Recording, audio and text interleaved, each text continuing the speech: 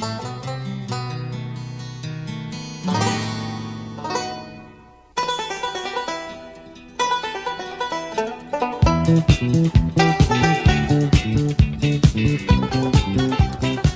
and welcome to another episode of the Cover Zero podcast, the show where I cover the least in the best way possible. I'm your host, Jason Wells. Divisional matchups are wrapped up. That was an excellent weekend of football. Saturday games, you will be missed.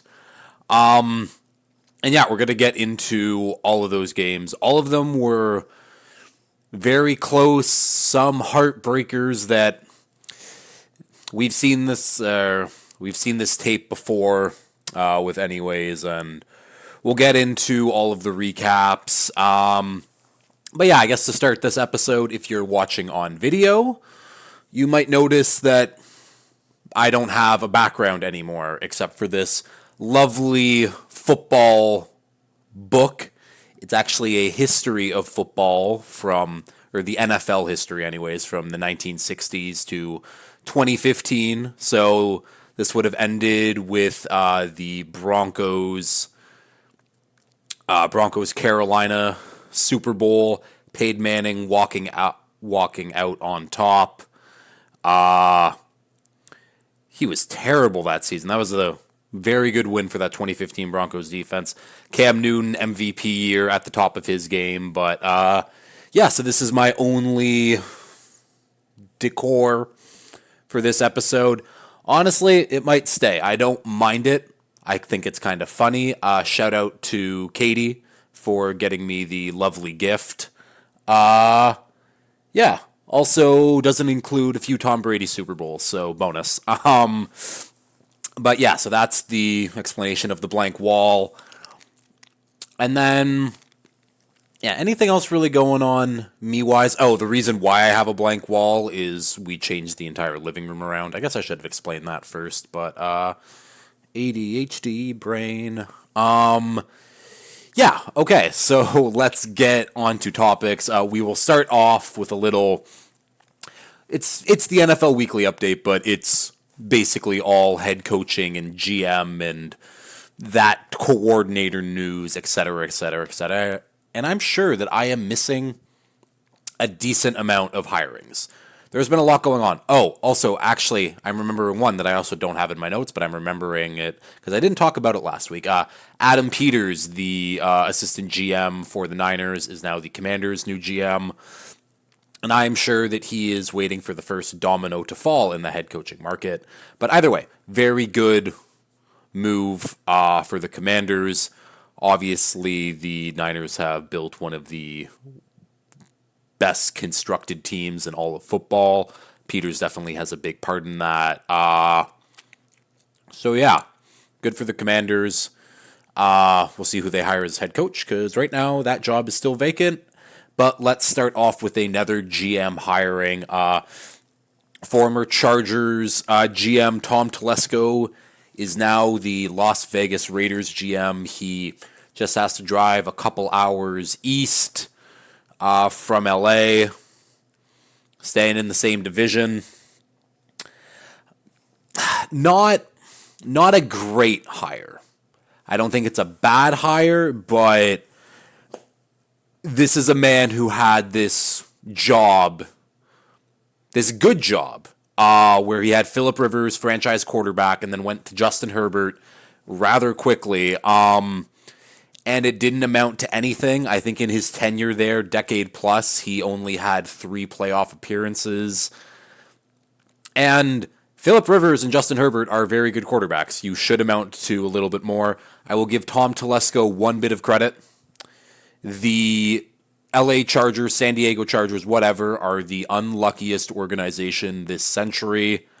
So I can't blame him for just the overall lack of luck that the Chargers just have instinctively. So, yeah, but from a Raiders perspective, this is a job where you have a few nice pieces, you have a coach that the players really love. The Raiders are one of the biggest markets. This is also why I'm wearing the Bo Jackson shirt today, is because I'm leading off the show with the Tom Telesco news.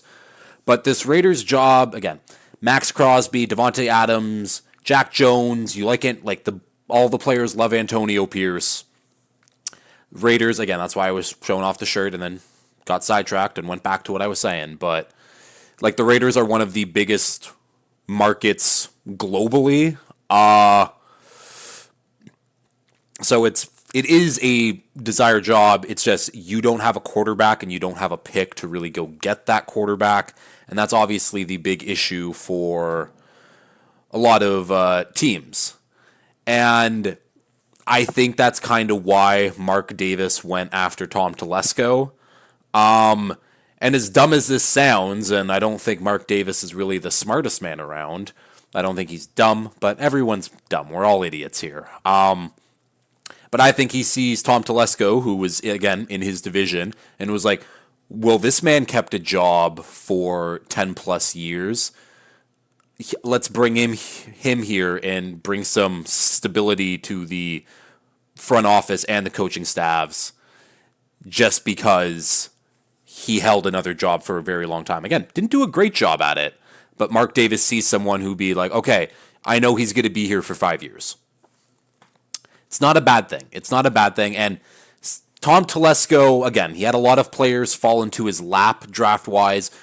Justin Herbert, Derwin James, Rashawn Slater. But he drafted a lot of NFL players. You got to build a full roster. You got to build that 53-man team. And he drafted a lot of NFL players. And when you're a team like the Raiders, who have not had much success since the early 2000s, just some decent stability as an organization, kind of what you need right now. So, again, not a fan of the hire, but weirdly, I think it's what the Raiders need at this point. We'll keep going here. The first head coach, I guess not the first head coach because Gerard Mayo got the Pats job. I talked about that, right? I definitely talked about that. Did I talk about that?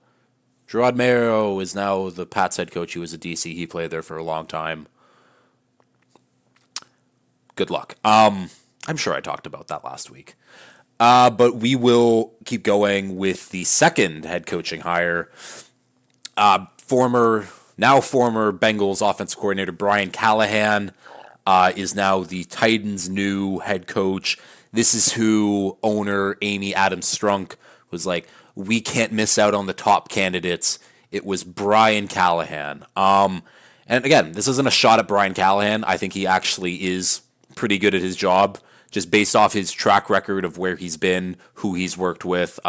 He's worked with Peyton Manning. He's worked with Matt Stafford. He's worked with Derek Carr. That's a bit of a blemish on his record. And then obviously he's worked with Joe Burrow. He's been a part of a lot of good QB rooms and a lot of good offenses in general, and he's had one of the better offenses in this league. Obviously, Zach Taylor and the Sean McVay umbrella. So, again, it's an offensive hire. That's kind of the trend with head coaches. But you fired Mike Vrabel for this man. Mike Vrabel, a arguably top 5 head coach in the league, got fired because you could not wait to sign someone like Brian Callahan, who, in my humble opinion, wasn't a top 5 coaching candidate in this cycle. I don't know. I personally don't really get it, but the Titans are going to Titan, and it is what it is. Good luck to Brian Callahan. He will get to work with Will Levis, and I guess we will see if Will Levis will be the QB of the future for this team very shortly. And since Brian Callahan is now the Titans' offensive coordinator, every team has now changed offensive coordinators since the 2022 offseason.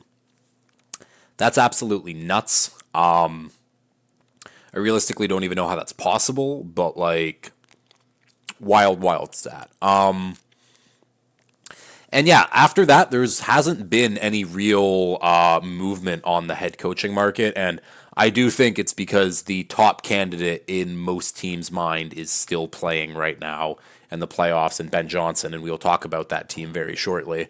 But I think Ben Johnson is the top choice for almost all of these teams right now. And you can see why if you look at how the Lions offense plays and looks and has since he has been their offensive coordinator. But like the reason I think that is because a team like the Falcons, who has been very, very tied closely to Belichick and has been now for over a week, you would think that they would be like, like they would just get Bill Belichick. I also don't think, as great and Bill Belichick is the GOAT head coach, I don't think that Bill Belichick is really a hot commodity. He's old, and when you're a team like the Seahawks, who just fired, or not fired, but they parted ways mutually, whatever, he's going to the front office now. That's basically like you're sending your dog to the farm in coach speak. Yeah, like if you're a team like Seattle, you don't want Bill because you just got rid of the guy who, for that basically exact same reason. I don't know if the Commanders would want him because they want someone who's going to be there for the future because they're picking their future in probably Drake May at number 2. A team like the Chargers, they're getting Harbaugh. That's a done deal. And it's like, if you're Bill, why would you want to go to the Titans or why would you go to the Panthers or one of those like bad teams? So that's why the Falcons is really the only team that makes sense.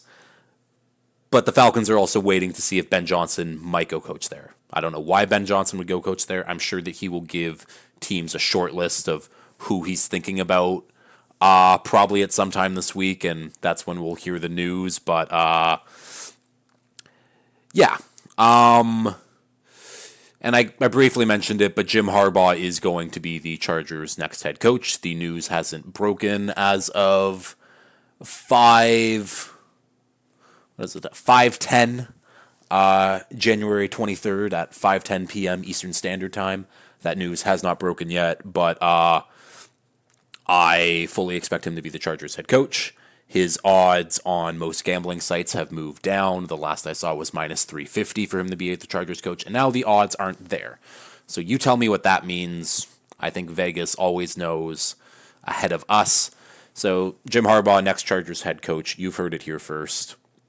Now we got some more coordinator talk. Eagles have officially gotten rid of defensive coordinator Sean Desai and offensive coordinator Brian Johnson. Brian Johnson, who was getting head coaching interviews for whatever reason this year, they are both gone. This is part of Nick Sirianni's way to keep his job and show that Howie Roseman that I can build a better staff. I can do it. And then he decided to go ahead and interview former Panthers and Commanders head coach now, Ron Rivera, for the vacant defensive coordinator position. If I'm Howie, I'm seeing that, and I'm firing Nick immediately. Say what you want about Ron. Cancer survivor. Great man for everything that I've heard. He's been a coach for a very, very, very long time. Hasn't done that great. Playoffs, handful of times. Winning record, handful of times. And again, he's been coaching for a decade plus now. And I just don't know. He seems so unmotivated as this Commanders coach, and I think he knew that it was the end for him. But yeah, I don't know. Like why? Why would you even? Like again, they're not going to hire him. They better not hire him. But that's an immediate. What are you doing there, Nick? Why is this the man that we're giving a call? Because if I was Howie Roseman, I would have nixed that immediately and being like, no, we're not going to talk to old-ass Ron Rivera, who hasn't been great. Keep going here. The Jags hire Ryan Nielsen as their new defensive coordinator. Nielsen was part of that Falcons staff that got let go after Arthur Smith was let go. And that Falcons defense was pretty good this year. And every time they kind of took a hit on the defense through injury, they seemed to continually step up and obviously be the better unit on that Falcons team. It wasn't hard. The offense was terrible. But the defense was good. The Falcons defense was good. And this is a very talented Jags defense. Obviously, they got to keep Josh Allen. That's the big one right now. but they have players that were high picks were used on, and they've shown flashes, and it just hasn't been consistent all the way around for the Jags. And I think that you bring in Nielsen, and again, that Falcons team was talented, but I wouldn't necessarily say it's extremely more talented than what the Jags are working with. So we'll see. And honestly, I didn't even know that the Jags defensive coordinator did get fired. So, and that's another one of those coordinator things and hiring or firings that I missed. Another hiring here, Shane Waldron, former Seahawks offensive coordinator, is the new Bears offensive coordinator. Good hiring for the Bears, potentially. But that's kind of your problem with keeping Matt Eberflus is if Shane Waldron is the guy, and he's the guy who turned Geno Smith's career around, so I'd love to see what he could do with Caleb Williams. But if he does turn this Bears team into a very good team and a very good offense, he immediately gets poached for a head coaching job in 2 to 3 years, and then you're stuck with Matt Eberflus still as head coach. Again, it could all meld really well, and the Bears' defense also plays great, and Matt Eberflus earns the respect of the team, and blah blah blah. But either way, I like the signing. I don't think there were many names where you could have been like, "Ooh, that's a good hire." Like that's like the new hot name. I think that name might be Zach Robinson, who's the I think he's passing game coordinator for the Rams / QB coach. Obviously, he's just the next Sean McVay from the Shanahan tree guy. But yeah, good for Shane Waldron, new Bears offensive coordinator. And last note up here, the Panthers have hired their new GM, Dan Morgan. Dan Morgan, a longtime linebacker in the league, played 7 seasons for the Panthers, was drafted for the Panthers, but he is now their new GM. One thing I didn't know, though, is so he's also been around the front office circles for a while now. I looked this up earlier and completely forgot, but yes, so he was part of the Seahawks front office when they went on their Super Bowl runs and had their Russ window with the Legion of Boom. Then he went on to be the director of player personnel for the Bills.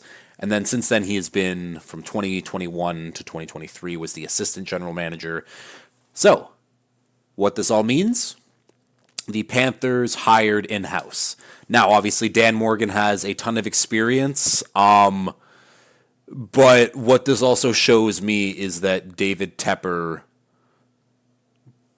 people don't want to work for him.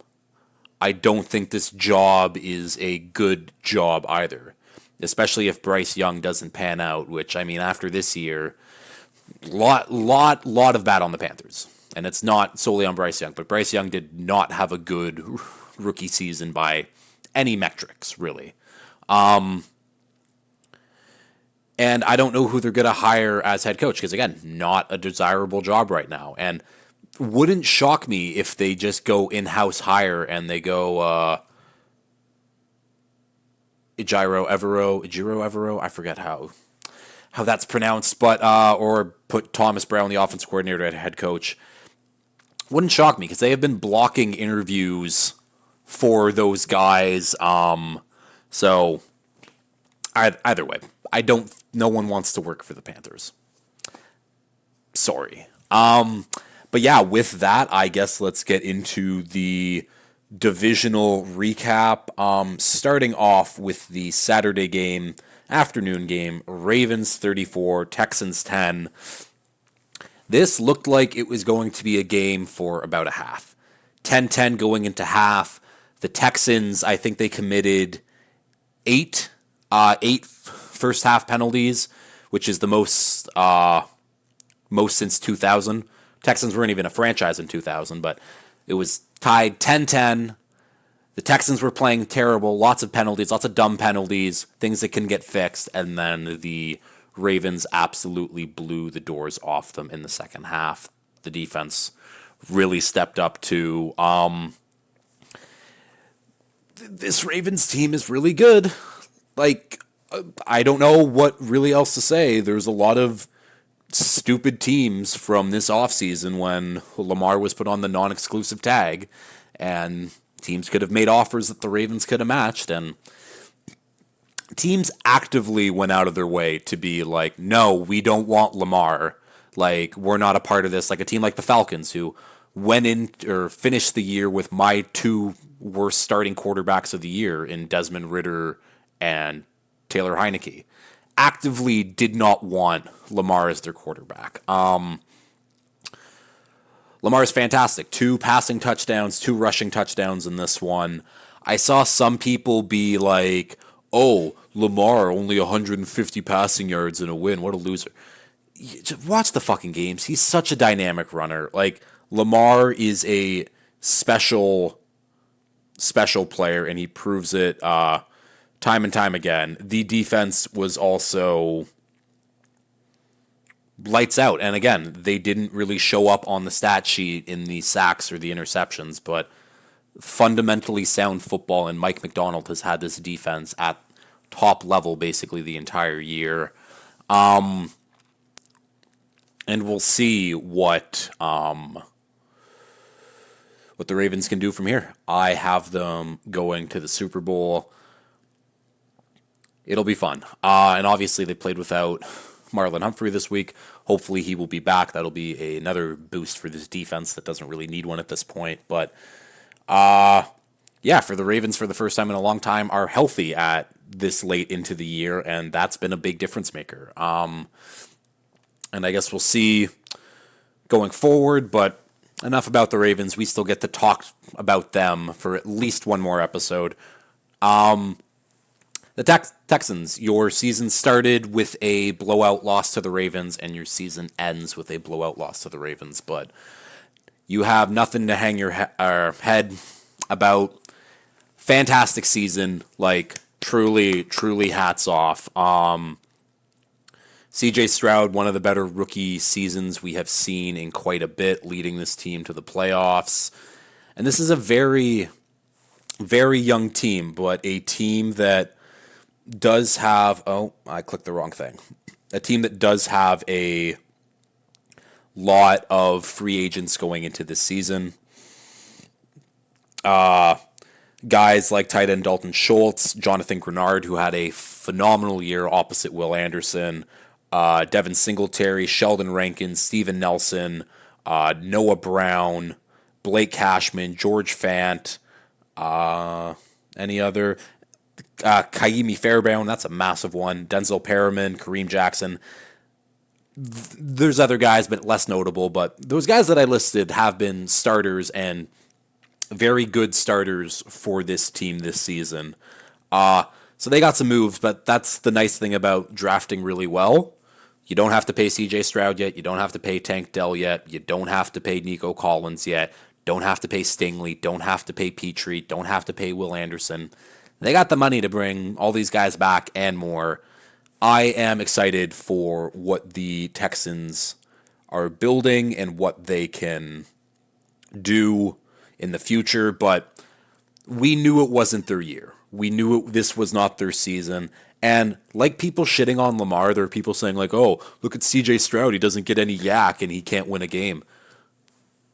What have people been watching? Twitter culture is fucking awful, and the whole you get money just from pure engagement regardless of if you're shit posting or not. That's a whole other gripe, but CJ Stroud is obviously phenomenal, and I don't know, when you're the 7 seed playing against the number 1 seed and you only have Nico Collins as a real receiving threat, kind of an issue. But They tried their best. But this Ravens team is a juggernaut, and they were AFC Championship or bust this season if we're being honest. Do I have anything else to add about? Nope. I actually covered that really well. Cool. Saturday night game now. Packers 20-1, 49ers 24. This, again, it came down to the wire. This was a much closer game than people expected, me included. And it was a wet, rainy, cold games, things that normally don't happen in San Francisco. Obviously, they do happen. It's still winter there, but not the conditions that they're used to. And luckily for them, they'll get nice, sunny weather for their championship game. But the Niners did not play well, and the Packers barely lost. Came down to a final drive by Jordan Love and threw a terrible interception. And we'll get to the Packers though.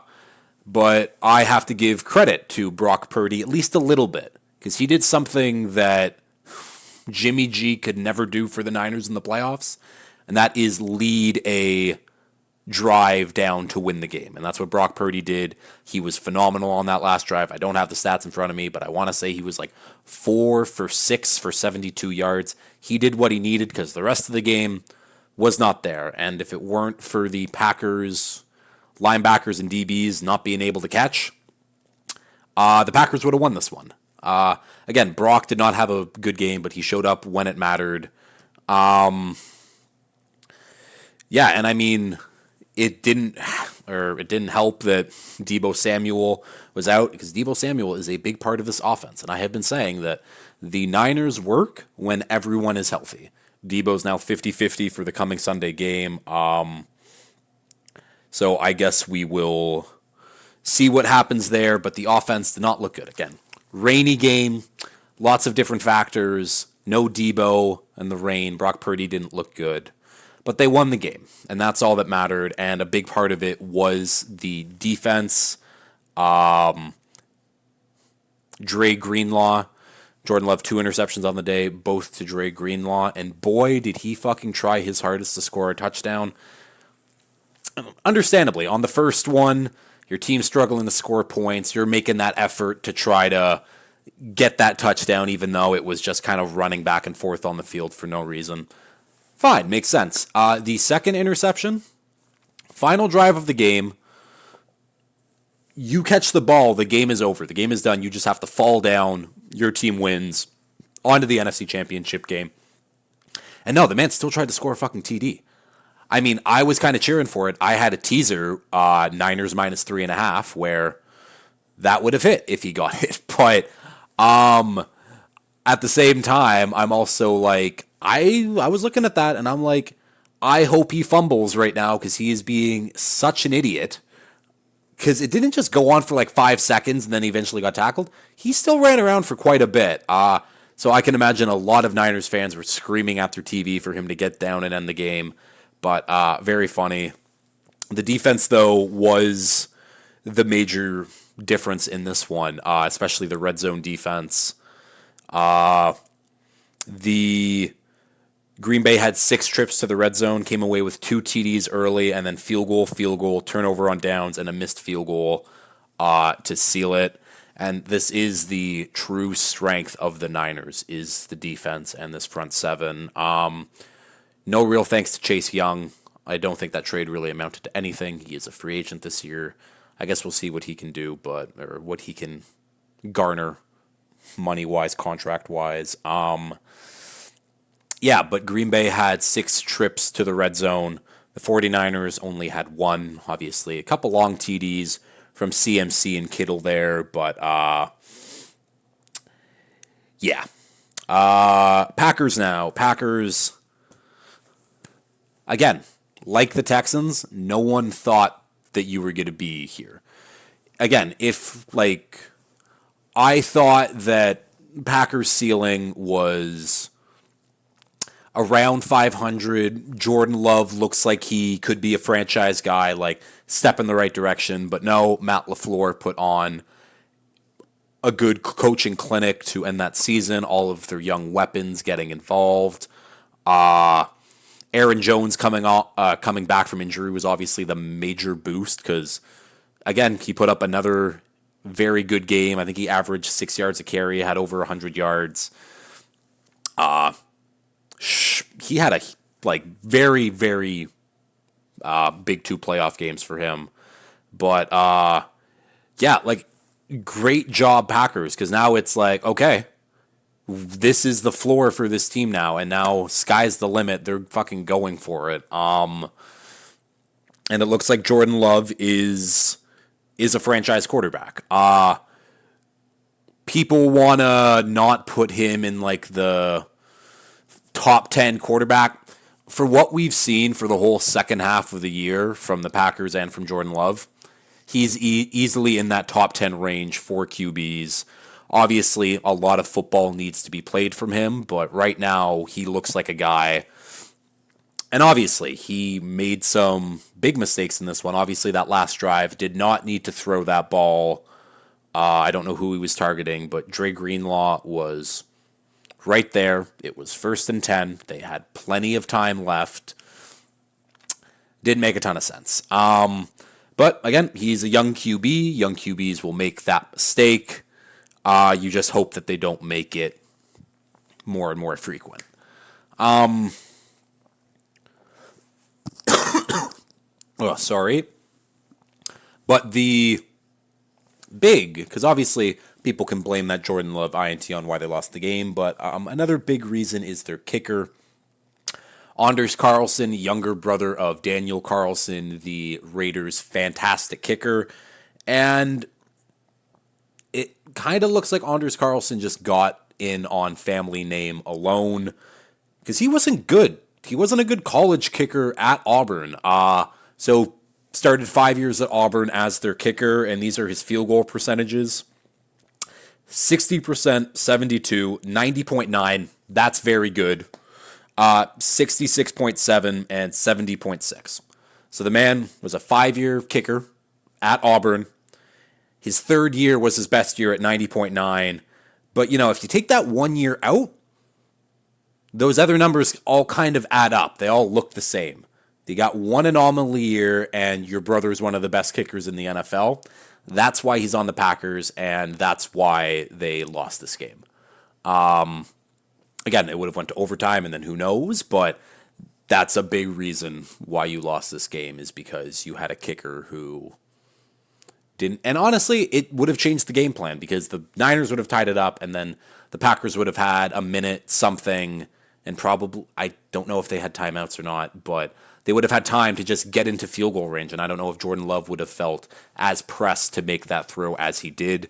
But again, the Packers, it's only up from you. You exceeded everyone's expectations on the season. So congratulations. There are no bad things to be said about the Packers right now. Now, we will move on to Sunday. Bucks 23, Lions 31. The Lions are, again, I was talking about these media narratives being built, and no team right now has a stronger media-driven narrative than the Lions. Haven't been to the playoffs in forever. Longest playoff win drought. Now they're in the NFC Championship game. And they're looking very, very good. And that includes their defense. The secondary, you can still see that they're getting exposed a little bit, but Aiden Hutchinson is an absolute demon. Aaron Glenn you can see why he is getting jobs or head coaching job offers. He's looked great. And again, you can see why Ben Johnson is the number one candidate for most of these teams out there, because they put on another clinic on offense. Goff, 30 of 43, 287, 2 passing touchdowns. Jahmyr Gibbs, 9 rushes, 74 yards, and a TD. We'll get to more Gibbs in a bit. David Montgomery, 10 carries, 33 yards. Amon-Ra, 8 catches, 77 yards, and a TD. Sam Laporta, 9 catches, 65 yards. Gibbs, another 4 catches, 40 yards. He gets everyone involved. The offense it's hard to stop. It is very, very hard to stop. And Their offensive line is such a big reason for that, and I thought it took a hit. Center Frank Ragnow, one of the best in the business, he got rolled up on twice in this game, and it looked like he was like hurt. Thankfully, he came back, and he was part of the reason why the Lions opened up the scoring with Craig Reynolds getting the one of the rushing TDs, moving Big Vita Vea out of the way. Yeah, I don't know. This Lions, like, again, sometimes there's a little more than just a story behind in the narrative. It's hype is real. You can't quantify hype, but it's a very real thing, and the Lions have so much momentum and positive energy right now compared to a team like the Niners who barely escaped on Saturday night. This Lions team is rolling. I am very excited for this NFC Championship game because I know if Brock Purdy puts up another stinker like that and if Debo doesn't play, these Lions are going to punch hard, punch first, and the Niners better watch out. I guess I said I was going to talk about Gibbs in a little bit, and in extension, I should talk about the Lions draft class. Again, I said it last week. Hats off to Brad Holmes. Crushed the draft class. Jahmyr Gibbs, Jack Campbell, Brian Branch, Sam Laporta. All quality players, and Brad Holmes has been drafting starters for this team for a while now, and Gibbs was the pick. Well, I mean, in my opinion, it was Jack Campbell being like that high of a pick.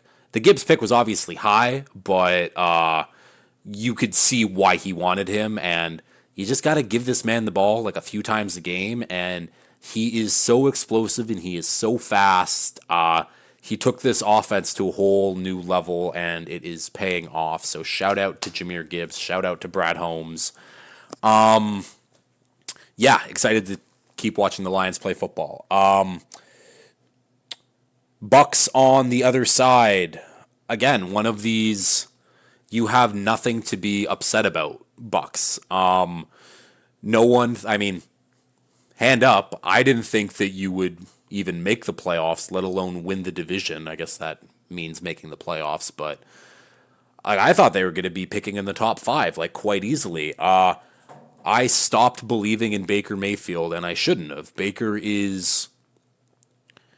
He's just got that quality that you want in a quarterback. The I'm better than everyone, while on top of just being good at the position. He's not great at the position, but he's a good NFL starter, and the Bucks are lucky they got him because, again, Baker had one of these crazy redemption stories where he gets traded from the Browns to the Panthers so the Browns could sign a rapist.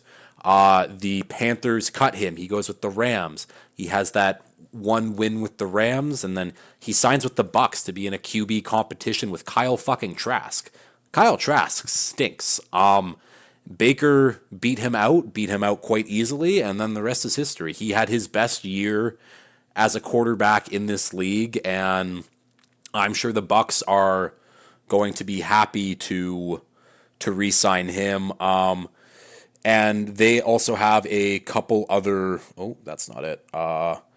couple other free agents that are fairly key. So on top of Baker, we got guys like Mike Evans, Antoine Winfield, Levante David, Devin White, Greg Gaines, Matt Filer, Chase McLaughlin. That's about it. So, and there's a couple guys on that list where I don't know what they do. You bring back Baker. That's an easy one. Boom, check. You give him, what do you give Baker? 4 times 120? Not 4 times 120, but 4-year, $120 million contract. I don't think Baker turns that down. I know I wouldn't turn that down, but I fucking make $25 an hour. Mike Evans is the big one. Mike Evans also had a crazy, crazy game in this one, and I guess I should say that Baker also had a good game. 26 of 41, 349 yards, 3 passing touchdowns, 2 interceptions, one right through Mike Evans' hands, and the other one on that final drive of the game. And I'll talk about the ending of that game in just a little bit. But I was talking about Mike Evans, and Mike Evans went off 8 catches, 147 yards, and a TD. And he's now a free agent. And Mike Evans has every option that he could possibly want. I don't know if, because like Tampa's going to have to pay him. He's not going to take a hometown discount to stay in Tampa, because why would you? They're not truly a competitive team, and I don't know if they'll be there in the next couple years when his like talent window is really closing, and I guess his career window is closing. So it's like Tampa could pay him what he's worth on the open market, and then he doesn't have to move. He just ends his career as a Buccaneer. He has a Super Bowl ringer already, and he's just one of these legends in Tampa Bay history. Honestly, I mean, I know that there's a lot of other guys, especially on that that Bucks team won in 2002. Either way, but it's like Mike Evans is probably their best offensive player that they've ever had, and sticking with one team your entire career does mean something, but he will have the opportunity to ring chase, get a bag, because he's still fucking incredible. I mean, he was easily a top 5 receiver in the league this year. I know the All-Pro stuff came out. I don't know if he made the All-Pro, but Mike Evans will be missed if he is going, but I don't know. It is up to Mike Evans wherever he goes. Other guys, obviously, they need to bring back Antoine Winfield, All-Pro safety, and then Levante David, another longtime Buccaneer, one-team guy. I think they brought him back on a 1-year deal, and he's still really good. And if Levante David wants to stay in Tampa and just end his career a Buck, I don't know why he shouldn't. Again, I think the Bucks will give him free reign to kind of look where else. And the other linebacker that they have, Devin White, the last thing I heard was he wants to be the highest paid linebacker in the league. Devin White, I'm shaking my head no right now. Devin White not worth top linebacker money. But yeah, the end of this game had people in a little bit of a tizzy online. I like that word, tizzy. But so the Buccaneers, who were down 14, drive down the field, score a touchdown, and people are like, okay, boom, you kick the field goal, you're down by 7, just need another touchdown to send it to overtime. Awesome. Todd Bowles decided to do the thing where you go for 2. So if you make it and you get the ball again and you go down and score a touchdown, you win the game. I have firsthand experience with that. That's what happened to the Dolphins in the Titans game. They decided to go for 2. They got the 2-point conversion, stormed down the field again, scored a touchdown, won the game. Love it. Don't love it. But so that was the thought process behind it, is that if you make that 2-point convert and then you go down because you need another touchdown to score anyways, then you just flat out win the game. So it's a better opportunity to win. Obviously, the Bucks didn't get the 2-point convert, so then they would need to go down the field and then score another 2-point convert. But would you rather, because a 2-point convert essentially is a 50-50 thing, so would you rather have one chance at a heads or tail coin toss, or would you rather have 2 chances at it and you just need to get it one time? Essentially, that's the logic. Instead of just playing for overtime, it's rather you play for the win, or your odds statistically are the same as playing for overtime. Obviously, you can still lose, but the analytics tell you to go, and people were mad, even though that's the correct decision and that's the decision that makes sense. And then obviously the Bucks did have a chance to go back down, score a touchdown, and Baker threw an interception. Again, like a Jordan Love interception, an interception that did not need to be made. He was throwing into triple coverage. Yeah, but again, Bucks, nothing to hang your hats over. This is, again, you got a playoff win out of it. Congratulations, good season. We'll see you next year. And finally, on to this Sunday night game. Chiefs and Bills. We've seen this one before. Chiefs 27, Bills 24. Game ends in a heartbreaker, another kicking mishap. I mean, that whole last drive was a mishap, and I guess I'll just start off with the last drive before I get into overall Bills talk. I mean, this is most of the Bills talk, if we're being honest, but Josh Allen, chance to go down, tie the game, potentially go up in the game, and starts it off with a long, beautiful deep ball to Stephon Diggs. Right through his hands, would have put them into easy field goal territory with a lot of time left.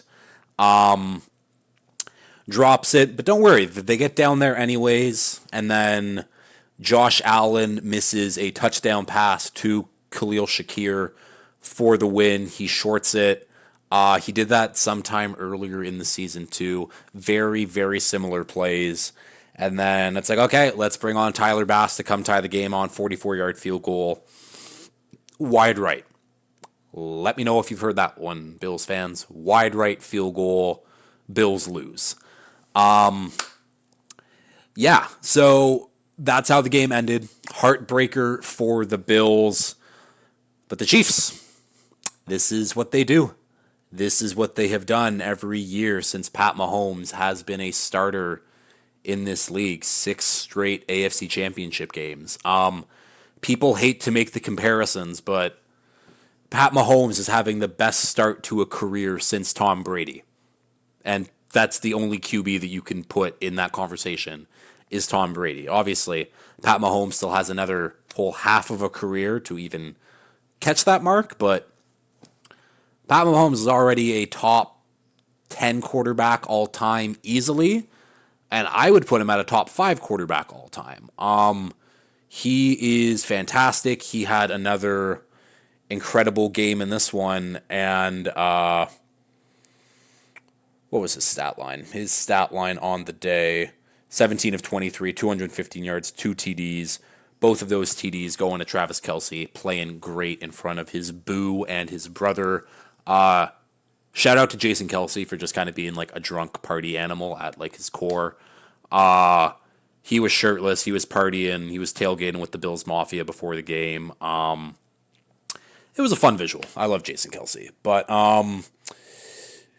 yeah, I don't know. This is just like, these are the expectations for the Chiefs. And that's something that Chew tells me all the time. It's like, oh, my expectations every year is a Super Bowl. I'm a Pats fan. Where it's, yeah, like you live in that world where you dealt with, I mean, the Pats had a 20-year dynasty where, yeah, Super Bowls were the expectations, minimum AFC Championship games, and that's what we're getting from Pat Mahomes right now is minimum AFC Championship games. And we'll see if he can go to another Super Bowl. This year would be a crazy story from where they've been, and I have been shitting on the Chiefs for much of the season, just being like, the offense hasn't been good, I'm just waiting, but I always said, they got to switch to flick, and it's Pat Mahomes and Andy Reid, and at some point you would just think it would work, and oh my God, it's working. Travis Kelce had a great game. Rashee Rice had a great first game. He's still doing great, and it's not like the other Kansas City wide receivers are trying to not sabotage the team anymore. Mecole Hardman touched the ball 2 times in the game. He fumbled twice. One of them through the end zone for a touchback. And this is why it's crazy for the Chiefs to be in another AFC Championship game. This is the year where people are like, oh, they're having, again, me included, they're having a down year. The offense isn't good. And they still make the AFC Championship game with this team. You know that their wide receiver room is going to be much better next year just through addition, through subtraction. Tony gone, MVS gone, Mecole gone. Like, just getting rid of those guys, the room is already better. They could bring me in at wide receiver. I was playing my own flag game that night too. I was watching that final kick on my phone. I caught a touchdown, so that's more than Mecole Hardman can say. I don't know. The Chiefs are the Chiefs, and it's starting to get annoying, and this is why I'm really pulling for the Ravens, just because mainly I want competition, and I know this is what happened in the entire 2000s in Brady's career, where it was, going into this game, it was the Brady Manning versus Mahomes Allen comparison, and people shit on that comparison, but it made sense going into the game, where I think through the first three playoff games that Brady and Manning played, Manning lost all of them, like Josh Allen. And then I think this was like 21 years to the day where they played their fourth one and where Manning finally like overcame the Pats and Brady. So it was like, okay, yeah, so maybe Josh can do this. And nope, same old, same old. They lose a heartbreaker again. And it's not even like if they would have made that kick, it like would have meant that the game's going to overtime. There was a lot of time left for Pat Mahomes to do what he normally does, get them in the field goal range, win the game. And honestly, I think that would have been more of a heartbreaker for Bills fans. But yeah, the Chiefs are going to keep doing their thing. Yeah, yeah, Chiefs are fantastic. Bills on the other side. Do I have any other notes for this one? Nope. Actually, one more note before we get to the Bills, because it's a nice transition. Josh Allen, 17-0 when having, what was it? I think it was like, yeah, 17-0 when having 3 touchdowns and 0 turnovers. Now 17-1 because of Pat Mahomes. Oops. But yeah, that's kind of what I was saying with the Brady and Manning thing, is like Josh Allen is still very good. Obviously, he has a lot of career left and a lot of things to accomplish, but maybe it's a little early. But we need someone to compare Pat Mahomes with, because right now it's just Pat Mahomes winning everything. And I guess maybe it's going to be Lamar coming up, 2-time MVP, maybe a future Super Bowl champion. But again, the Chiefs are standing in his way, so we'll see. The Bills, though, the Bills have a big offseason ahead of them. Lots of question marks, honestly, going into free agency. So they got free agents Gabe Davis, Micah Hyde, Leonard Floyd, Terrell Dotson, Dane Jackson, AJ Epinesa, Taylor Rapp, Daquan Jones, Jordan Phillips. Anyone else of real value? No. But then they also have guys on the team like Von Miller, who sucks. Hasn't done anything since coming back from injury. Maybe with a full off season and a full more time to prepare, blah, blah, blah, he's better. I doubt it. They owe him a lot of money. And some other names, Stephon Diggs. People are asking questions. Not necessarily me, but people. But if you look at the numbers, the last 10 Bills games, Khalil Shakir, 462 yards. Stephon Diggs, 422 yards. Targets, Shakir, 37. Diggs, 80. Stephon Diggs' best performance over the last 10 weeks was like a 4-catch, 67-yard game in a TD. I don't know what's happened, but he has not been the same Diggs. And it's not even like he's that far removed from having great games. It's literally just been a 10-game stretch where it has not worked and it has not looked good. So I do expect things to get better, but again, there are question marks, and now Josh Allen's salary is here. Again, restructures, and there's always ways to deal with the cap, but it now gets significantly harder for the Bills to win now that they have a higher cap hit on their quarterback. So I guess we'll see. Sean McDermott, does he stay as the head coach? I say yes, because he did do such a good job with the defense, and that's kind of what killed them in the end, was these defensive injuries. They were missing their linebackers. AJ Klein got the start, and he was tasked to cover Travis Kelce. Very hard job, especially if you're the 4th string linebacker. So Sean McDermott, I think he stays. I think Joe Brady stays. I think they run it back for one more year, and then after that, it's okay. If it doesn't amount to anything again, if it's just another wild card win followed by a divisional loss. You got to shake up the room at some point because sometimes the message just stops working. But as long as you have a quarterback like Josh Allen, you will be competitive. And I put Josh Allen in the category with Mahomes, with Lamar. Those three guys, if they are your quarterback, you will have a competitive team. You will have a chance to win. It also just sucks. Why are the top 6 best quarterbacks of the league all in the AFC? Like, what the fuck? At least the Bears have the number 1 overall pick, so Caleb Williams can fucking go to the NFC. And same with the Commanders, I guess. So, anything else to talk about in this game? Either way, this was a great game. It was a great weekend of football. We got 4 great games, and I am very excited for these championship matchups. Yeah, I guess I'll end it here. I have to go pick up my lovely girlfriend from the train. So if you would like this, please like, share, retweet, subscribe, all that fun stuff. And until next time, peace.